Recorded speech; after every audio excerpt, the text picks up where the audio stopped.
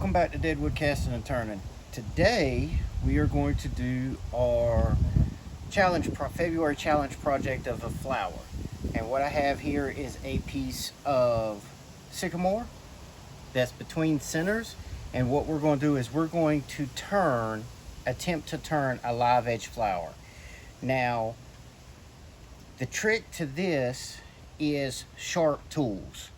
And because I haven't learned how to properly sharpen my steel tools, I am going to be using my carbides. So let's get to turning.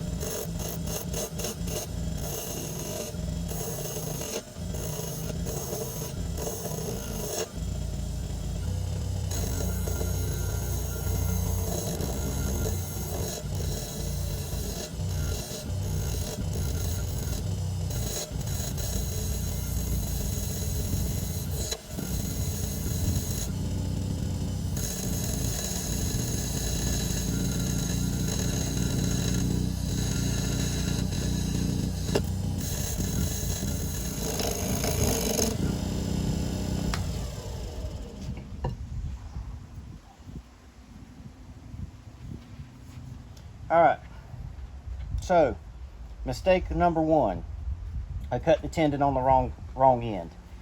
Because we had this bark tear out, I was going to cut the tendon over here, and this had a real nice shape, natural shape that I wanted to use for the flower on this side. It was almost like a heart shape, but I screwed up and cut the tendon on the wrong side. So we're just going to have to go with it, and I'll figure out something to do with this. So yeah, I'm going to take it down a little bit more, get this bark out of here, and mount it up on the chuck, on the Nova chuck, and so we can hollow out our flower part and turn our stem and our base.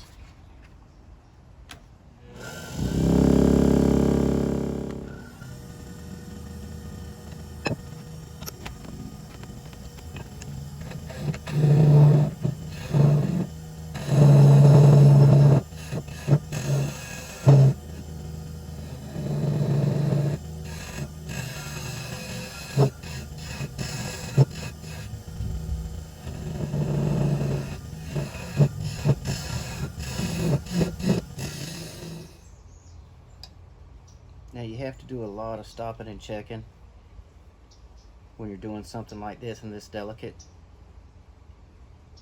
So, and as you can see, you know, we got more wood up here than we do right here, and it's just the shape of the branch. So now what I'm fixing to do is, this is pretty good, it's actually pretty smooth. I'm going to do a couple more slight passes, take out some of these tool marks right there, and then I'm going to sand the inside and finish the inside, and then I'll start working on the main branch. With a project like this, you kind of have to do it in stages so you don't tear it up. Alright, so let's take these tool marks out and sand.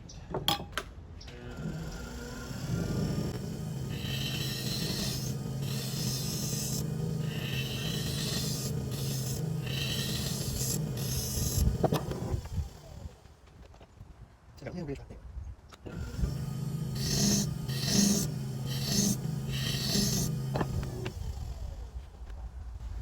Alright, ridge is gone. And let's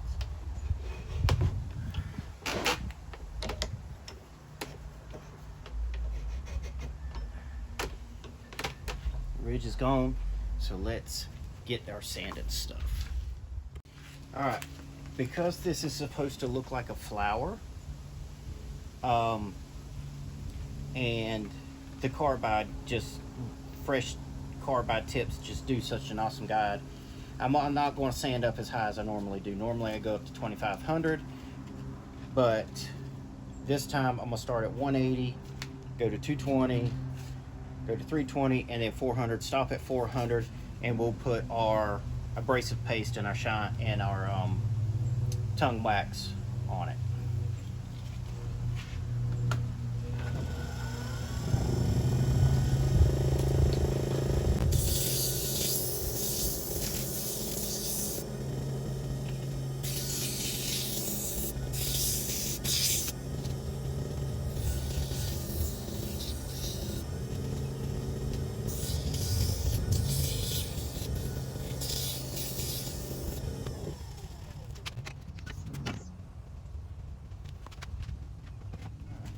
So we've sent it up to 400.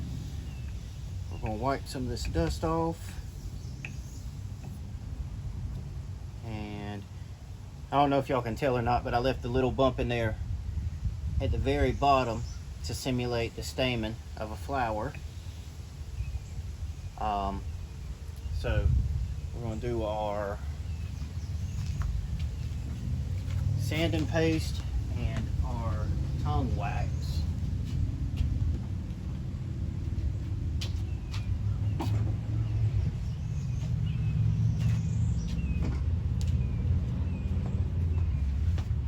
And for this project, again, we're going to be using our sanding paste and our tongue wax finish from Brad's Workbench.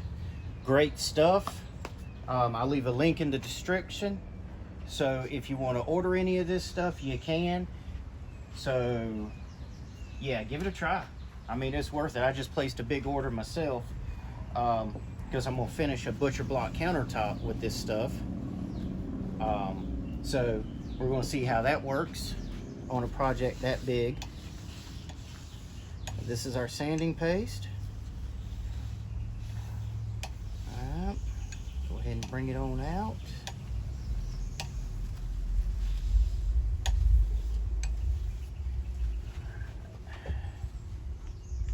Close that so sawdust don't get in it. Alright, now still using the part that I put it on with.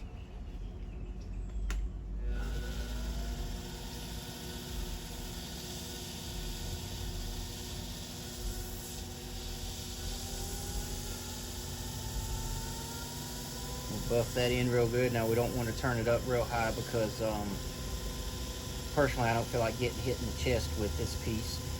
I don't have real good luck with tenons on projects. I prefer a mortise, but sometimes a tenon is just the better choice. Alright, so this stuff is starting to heat up and you can feel it kind of doing its thing. So now we're going to change to a clean piece of paper towel.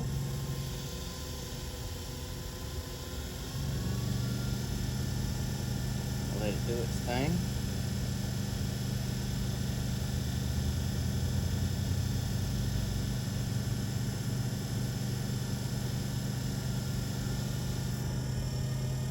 See, most of it's not coming off anymore, so it means we're almost done with this part. So I'm going to move to a clean piece of paper towel again.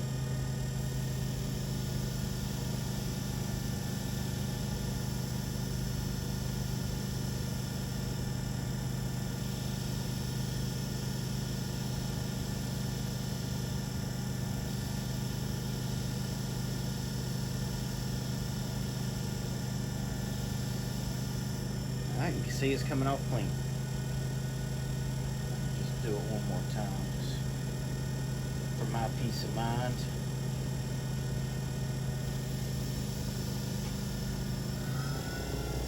Turn it up.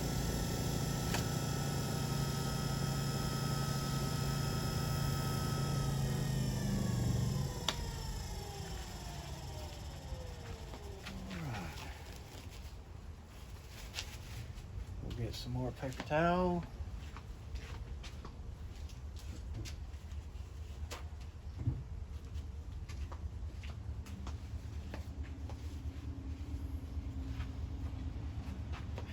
And now we're going to do ton wax.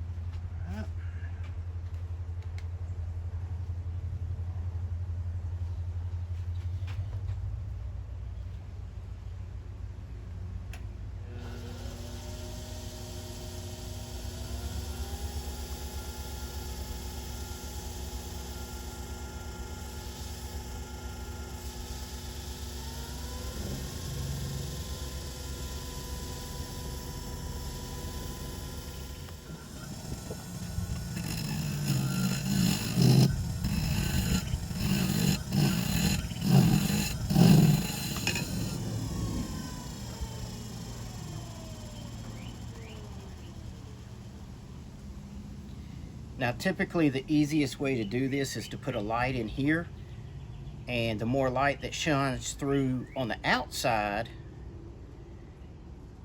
the thinner the flower wall.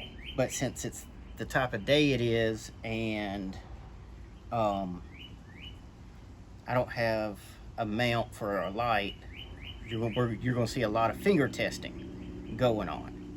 And this is actually going to be quite a shallow flower, because of the short piece of wood, but it's all good.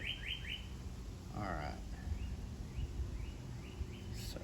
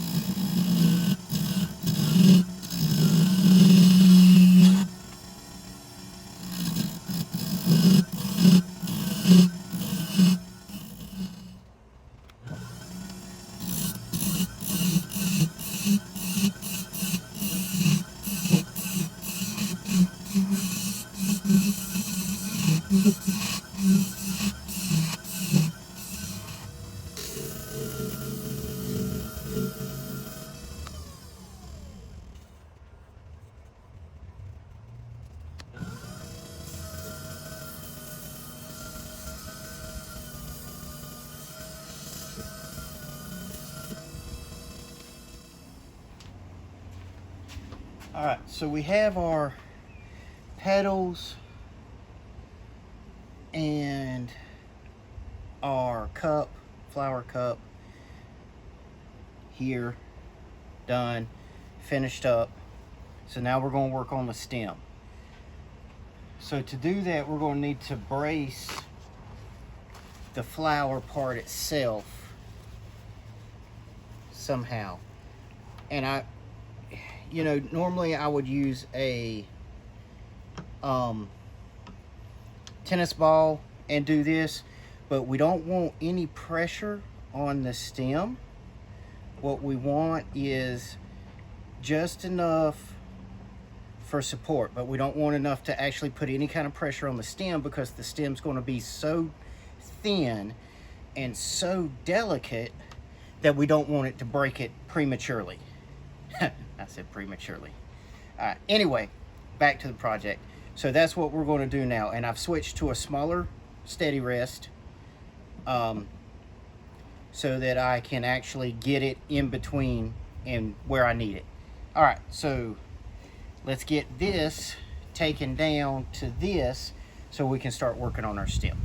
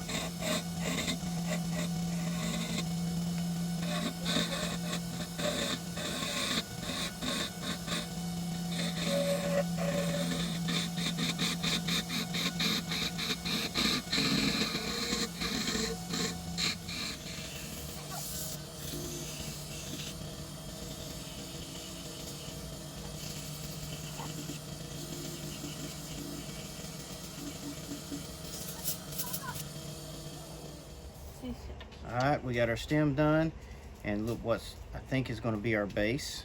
Kind of liking that. So at this point, we're going to finish the stem and the base and get it parted off. Oh, you're filming?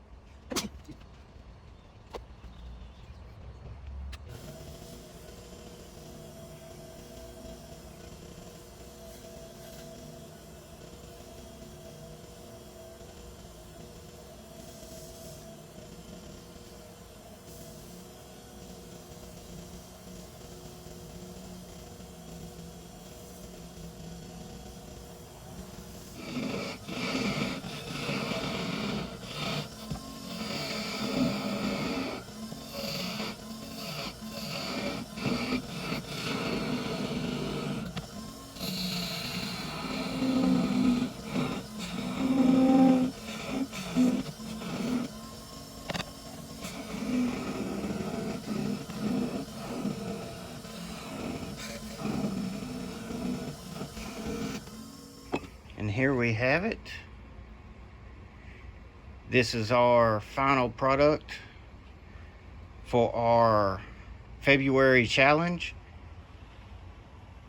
of 2021. This is my flower entry.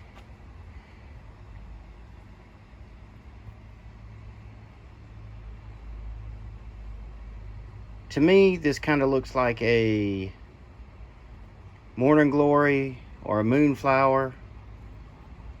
Tell me what you think. Yeah, obviously I need to flatten out that bottom some more so it'll stand up. But until next time, stay safe and keep on turning.